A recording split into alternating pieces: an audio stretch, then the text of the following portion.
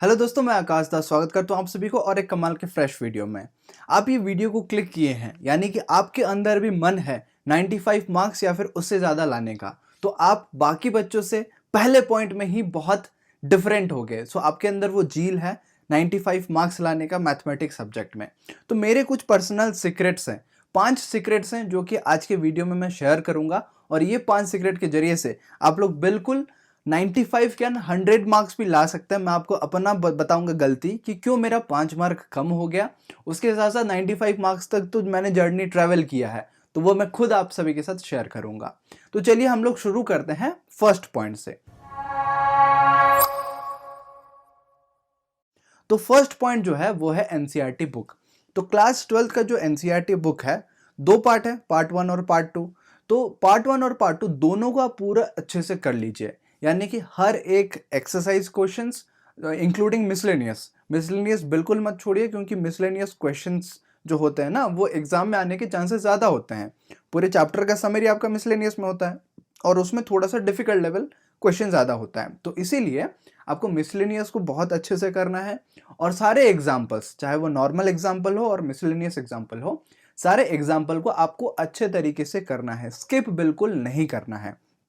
तो मिसलेनियस हो गया, आपका एग्जाम्पल्स हो गया। इसके साथ साथ आप इंपॉर्टेंट को भी अलग से नोट कीजिए, क्योंकि हर एक एक्सरसाइज से, हर एक एग्जाम्पल का मतलब हर एक चैप्टर का कुछ क्वेश्चंस इंपॉर्टेंट होते हैं। कुछ ही दिनों में मैं आपको इंपॉर्टेंट क्वेश्चंस भी बता दूंगा।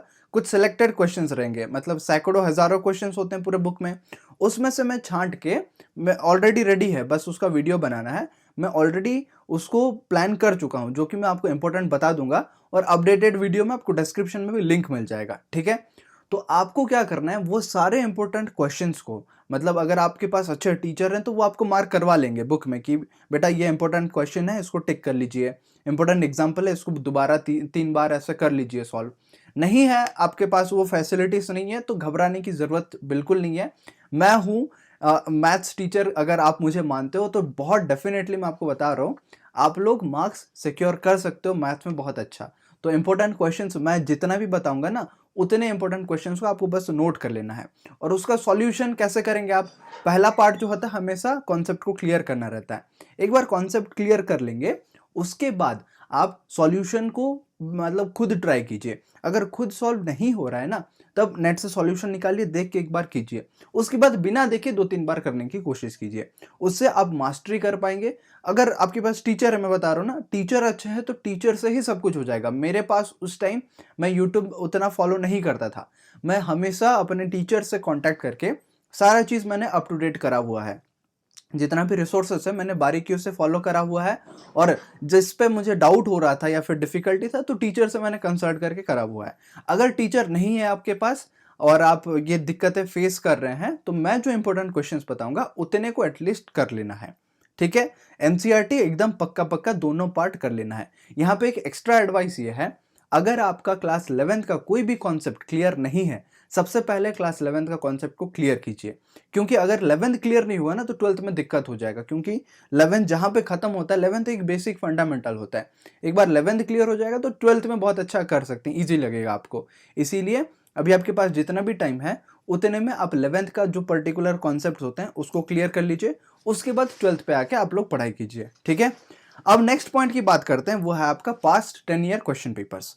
पास्ट 10 ईयर क्वेश्चन पेपर्स मैं एकदम बहुत डेडिकेशन के साथ सॉल्व किया हूँ। मैं क्यों सॉल्व किया, क्योंकि मेरे सर मुझे बताए थे। तो आपको मतलब around 30 sets of questions description में एक लिंक के जरिए से मैं प्रोवाइड कर दूंगा। और वही सेम सेट मतलब मुझे प्रोवाइड किया गया था, वहां से मैंने क्वेश्चन सॉल्व करना स्टार्ट किया है।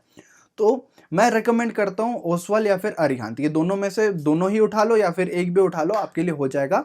एक में चैप्टर वाइज मिलेगा, एक में पूरा प्रीवियस ईयर काफी सारे ईयर्स का आपको प्रीवियस ईयर मिल जाएगा, ठीक है। आपको क्या करना है, जो मैं रेकमेंड कर रहा हूँ ना उसको परचेज कर लीजिए, कम पैसों में मिलता है। देखो पैसा अभी मैटर नहीं करता, ये एजुकेशन में इन्वेस्टमेंट जैसा आप ट्रीट कर सकते हो। एक स्टोर का लिंक है, अमेजोन का स्टोर। जितना भी इंपॉर्टेंट बुक्स है ना क्लास 12 मैथमेटिक्स के लिए, सारे का लिंक गिवन है।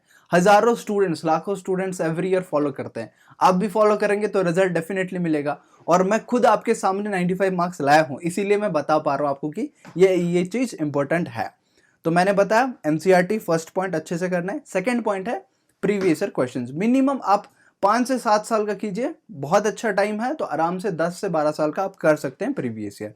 ठीक है, कैसे करना है उसको आराम से देखो। प्रीवियस ईयर करने का भी एक टेक्निक होता है, मैं आपको बता देता हूँ। प्रीवियस ईयर जब भी आप करते हैं ना, आप लोग सोचते हैं कि पूरा सिलेबस खत्म होगा तभी हम लोग प्रीवियस ईयर स्टार्ट करेंगे। नहीं, ये बहुत बड़ा गलती है, आप लोग थोड़ा सा समझिए इसको। जैसे ही कोई भी चैप्टर कंप्लीट होता है ना, मतलब एक एक चैप्टर, सपोज आपका अभी 13 चैप्टर्स है, तो 13 चैप्टर में से सपोज आपका रिलेशंस एंड फंक्शंस पहला चैप्टर कंप्लीट हो गया। इसके बाद आपको क्या करना है, जैसे ही वो चैप्टर कंप्लीट हुआ, उससे रिलेटेड, मतलब वो चैप्टर से रिलेटेड प्रीवियस ईयर क्या क्या क्वेश्चंस है उसको आपको कर लेना है। फिर सेकंड चैप्टर कंप्लीट करेंगे, इनवर्स ट्रिग्नोमेट्रिक फंक्शंस, तो उससे रिलेटेड जितना प्रीवियस ईयर है वो आपको कर लेना है। तो जैसे जैसे एक एक चैप्टर कंप्लीट होता है, वैसे वैसे आपको एक एक साल का मतलब प्रीवियस ईयर आपको निकाल के करना पड़ेगा, एक एक चैप्टर वाइज। फिर जैसे कंप्लीट हो जाएगा, फिर हम सैंपल पेपर, प्रीवियस ईयर, वो सब हम लोग फॉलो करेंगे। लेकिन सैंपल पेपर प्रीवियस ईयर के लिए मैंने बहुत अच्छा रिसोर्स बता रखा है, इसको आप ले लीजिए। ठीक है, अभी बात करते हैं हम लोग तीसरे पॉइंट की। तीसरा पॉइंट है रेफरेंस बुक। रेफरेंस बुक जो मैंने फॉलो किया है ना, एक ही रेफरेंस बुक को मैंने फॉलो किया है। ठीक है, एक तो एनसीईआरटी हो गया, मैं चौथे पॉइंट में और एक इंटरेस्टिंग चीज बताऊंगा, लेकिन पांचवें पॉइंट में रेफरेंस बुक है जो है आर.डी. शर्मा। आर.डी. शर्मा के अलावा मैंने और कुछ भी प्रैक्टिस नहीं किया है, बस RD. Sharma, RD. Sharma, RD. Sharma. NCERT मैंने डेडिकेशन के साथ सॉल्व किया, सारा क्वेश्चन एग्जाम्पल को बनाया मैंने। उसके बाद आर.डी. शर्मा। अब आर.डी. शर्मा दो दो किताब है, इतना इतना मोटा है, तो कैसे पूरा आर.डी. शर्मा सॉल्व कर पाएंगे। पूरे साल का अगर टाइम है तो सारा आर.डी. शर्मा बना सकते हैं। मैं ऑलमोस्ट 70-80% आर.डी. शर्मा कंप्लीट किया था। अभी अगर आपके पास टाइम उतना नहीं है, कम टाइम है, तो कम टाइम में क्या कीजिए, एटलीस्ट कैलकुलस पार्ट को आप आर.डी. शर्मा से कुछ कुछ कर लीजिए। स्पेसिफिक अगर मैं बोलूं तो इंटीग्रल्स के जितना भी चीज है ना, वो आप आर.डी. शर्मा से डेफिनेटली किया कीजिए। उससे आपको क्वेश्चन वैरायटी पता चलेगा। उसके अलावा आपको पता चलेगा कि कैसे प्रीवियस में पूछे जाते हैं, क्योंकि वहां पे बगल में लिखा होता है कि ये इतने सालों में पूछा गया है, मेन पेपर में पूछा गया है, कंपार्टमेंट में पूछा गया है। तो उसको आप नोट करके बार बार कर सकते हैं। जो जितने बार रिपीट हुआ है उसका इंपॉर्टेंस उतना ज्यादा है। तो हर एक चैप्टर में आपको हर एक क्वेश्चन में ये चीज देखने को मिलेगा। समझ पा रहे हो मेरी बात। तो जो नेक्स्ट पॉइंट है, मतलब नेक्स्ट जो रिसोर्स है, वो है एनसीईआरटी एग्जाम्पलर विथ सॉल्यूशंस। ये देखो, मैं रेफरेंस बोला, एक ही रेफरेंस है, ये एनसीईआरटी एग्जाम्पलर रेफरेंस नहीं है। बिल्कुल आप गलत फहमी में मत रहिए कि एनसीईआरटी एग्जाम्पलर जो है ना, ये रेफरेंस है। ये एनसीईआरटी खुद पब्लिश करता है, लेकिन स्टूडेंट्स को काफी बार पता नहीं चलता है। जो भी एग्जाम होता है ना, आपका फाइनल एग्जाम है, उसमें 20% क्वेश्चन हमेशा हॉट्स क्वेश्चन आएगा। हॉट्स क्वेश्चन मतलब समझ पा रहे हैं, high order thinking skill questions. तो ये जो हॉट्स क्वेश्चंस रहेंगे, किस बुक से पूछा जाएगा, आप लोग सोच रहे होंगे आर.डी. शर्मा से पूछा जाएगा। ऐसा नहीं है, वो एक्चुअली एग्जाम्पलर से रहता है, जिसका सॉल्यूशन आर.डी. शर्मा में गिवन रहता है। No doubt RD. शर्मा में बहुत सारे एक्स्ट्रा क्वेश्चंस हैं जो कि इंपॉर्टेंट है, लेकिन जो डिफिकल्ट क्वेश्चन मेनली होता है, एनसीईआरटी बुक जो होता है मेन बुक, उसका मिसलेनियस एक्सरसाइज और मिसलेनियस एग्जाम्पल से पूछ सकते हैं। सेकेंड जो ऑप्शन रहता है वो है एग्जाम्पलर। एग्जाम्पलर जो है एनसीईआरटी खुद पब्लिश करता है, और करता क्या है, मतलब ऑलरेडी पब्लिश्ड है, उसका आप सॉफ्ट कॉपी डाउनलोड कर सकते हैं, आपको मिल जाएगा फ्री ऑफ कॉस्ट। लेकिन वहां पे आपको सॉल्यूशन वगैरह नहीं मिलता है। अब ऑनलाइन सर्च करेंगे तो उतने अच्छे से सॉल्यूशन डिस्क्राइब्ड नहीं है। तो किसी किसी क्लास में मैं सॉल्यूशन भी करवा दूंगा एग्जाम्पलर का, लेकिन मैंने ये पतला सा किताब है, अभी फिलहाल नहीं है, अंदर रखा हुआ है, तो वो पतला सा किताब है, मतलब ग्रीन कलर का रहता है, आप जैसे देख पा रहे हैं यहाँ पे। ये किताब को आप फॉलो करके विथ सॉल्यूशन आपको सारा चीज मिलेगा। और यहाँ पे क्या चीज रहता है वो भी मैं थोड़ा ब्रीफली बता देता हूँ। इसका भी लिंक मैंने दे रखा है डिस्क्रिप्शन में। देखो, एक स्टोर का लिंक होगा, वो स्टोर लिंक जाके जैसे ही आप क्लिक करेंगे class 12th maths important books, वहां पे आपको काफी सारा बुक्स मिल जाएगा, पूरा प्रॉपर ऑर्डर में ऑर्गेनाइज्ड है। तो जो बुक चाहिए आप उसको परचेज कर लीजिए। अदरवाइज सेपरेट लिंक्स भी मैंने डिस्क्रिप्शन में दे रखा है। पर्टिकुलर आपको ओसवाल जाना है, अरिहंत जाना है, तो वो भी आप कर सकते हैं। चलिए मैं थोड़ा आपको बुक के बारे में बताता हूँ। जो ये बुक है एनसीईआरटी एग्जाम्पलर, इसमें हर वैरायटी के क्वेश्चंस मिलेंगे। हर वैरायटी मतलब क्या सर? हर वैरायटी मतलब आपको शॉर्ट क्वेश्चंस मिलेंगे। अब शॉर्ट क्वेश्चंस में भी 3 वैरायटी है। वहां पे आपका एमसीक्यू रहता है, एक शॉर्ट क्वेश्चन, और आपका फिल इन द ब्लैंक्स रहता है, एक शॉर्ट क्वेश्चन, और शॉर्ट क्वेश्चन में ही आपको सॉल्व करने के लिए पूछता है। तो ये भी रहा दूसरा, मतलब तीसरा शॉर्ट क्वेश्चन। तो इतने वैरायटी के शॉर्ट क्वेश्चन मिलेंगे। ट्रू फॉल्स क्वेश्चन भी इसमें इंक्लूडेड है। मैच द फॉलोइंग भी काफी बार इंक्लूडेड है। तो इतने वैरायटी के शॉर्ट क्वेश्चन हो गए। फिर मीडियम आंसर टाइप और लॉन्ग आंसर टाइप, तो इसको विथ सॉल्यूशन एक्सप्लेन किया गया है इस बुक में।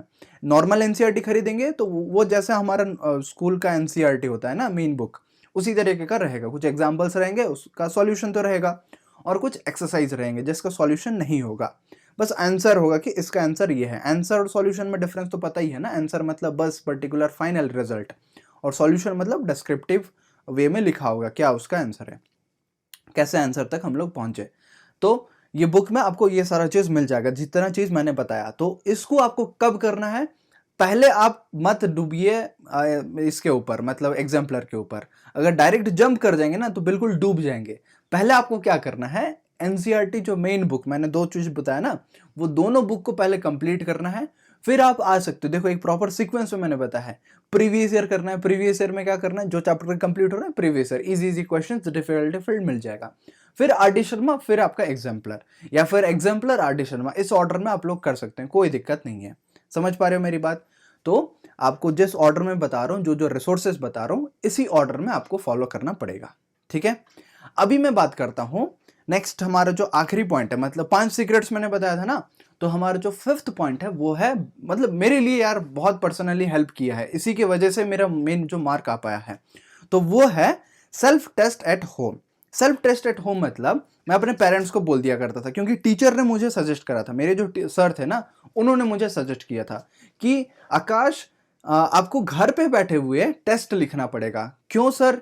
क्यों मतलब आपका जो टेस्ट डायरेक्टली जाके एग्जाम हॉल में लिखते हो ना, वहां पे आपका कॉन्फिडेंस लो हो जाता है, आप घबरा जाते हो, या फिर पहली बार जब आप टेस्ट देते हो। तो अगर आपको कॉन्फिडेंस को बूस्ट करना है तो घर पे लिखना पड़ेगा। लेकिन घर पे कैसे लिखना है, वहां पे भी कुछ रूल्स रेगुलेशंस रहेंगे। क्या रूल्स रेगुलेशन सर? तो वहां पे आपको यूनिफॉर्म पहन के बैठ सकते हो तो अच्छी बात है, अदरवाइज कुछ अच्छा खासा पहन के बैठ जाओ, ठीक है, फॉर्मल पैंट पहन के बैठ जाओगे, जैसे एग्जाम हॉल में फाइनल एग्जाम में दोगे। और आपको कभी भी एग्जाम पूरे लेट नाइट को या फिर अर्ली मॉर्निंग को नहीं देना है। क्यों सर? क्योंकि जो आपका फाइनल एग्जाम होगा वो 10 से 2 के बीच में होता है, राइट? मैं बिल्कुल सही बता रहा हूं। तो इसीलिए आपको 10 से 2 के बीच में ही टेस्ट लिखना है। शाम के टाइम लिख सकते हैं, लेकिन रात के टाइम अर्ली मॉर्निंग कभी टेस्ट नहीं। नींद आ रहा होगा, आंख बंद हो रहा होगा, तो उसमें क्या ही टेस्ट लिखेंगे आप लोग। तो इसीलिए आपको टेस्ट लिखना है 10 से 2 के बीच में। अब टेस्ट कैसे लिखेंगे? जो भी प्रीवियस ईयर है ना, मैं आपको प्रोवाइड कर रहा हूं, उसका एक सेट प्रिंट आउट निकाल लीजिए।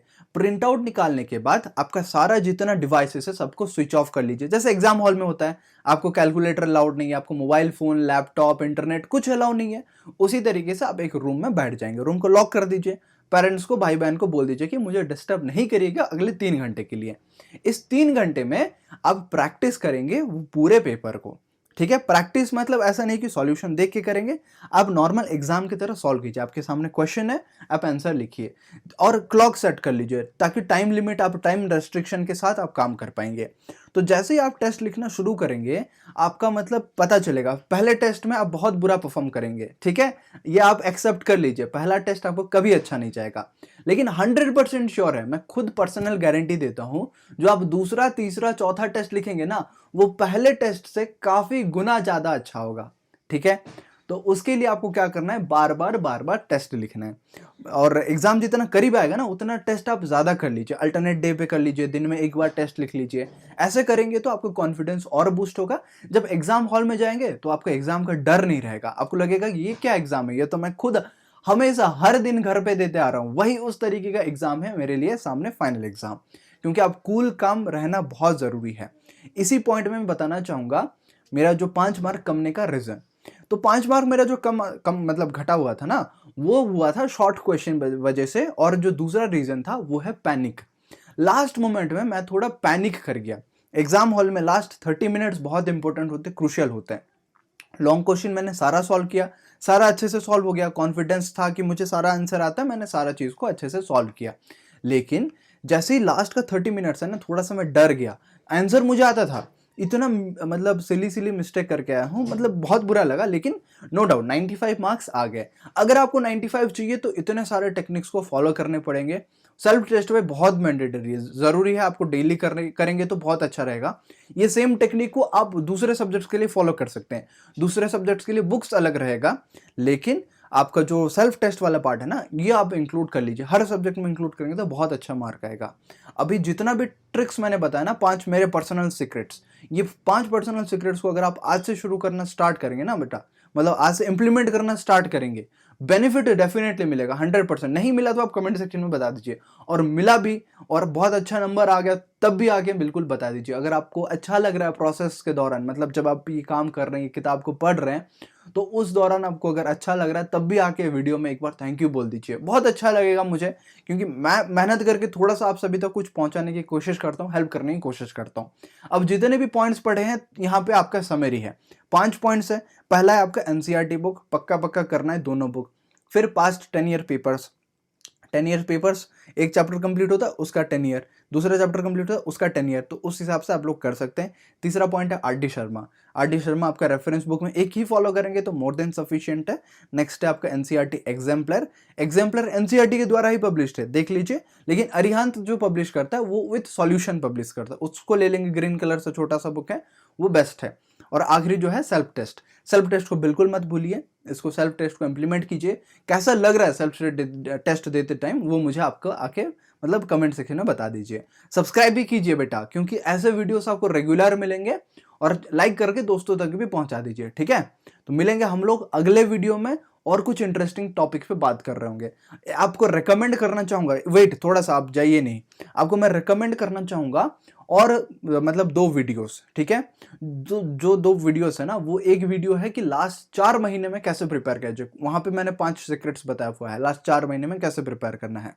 जो अगला मतलब वीडियो मैं रेकमेंड करूंगा वो है कि जो लास्ट वाला मेरा आखिरी वाला वीडियो था ना, तो वो वीडियो का आपको जाके देखना पड़ेगा कि कैसे क्या वो सीक्रेट है जिसे हम 98% मार्क्स ला सकते हो, ठीक है। एक टेक्निक के बारे में मैंने बताया, बहुत कम लोगों को पता है वो जो ट्रिक है।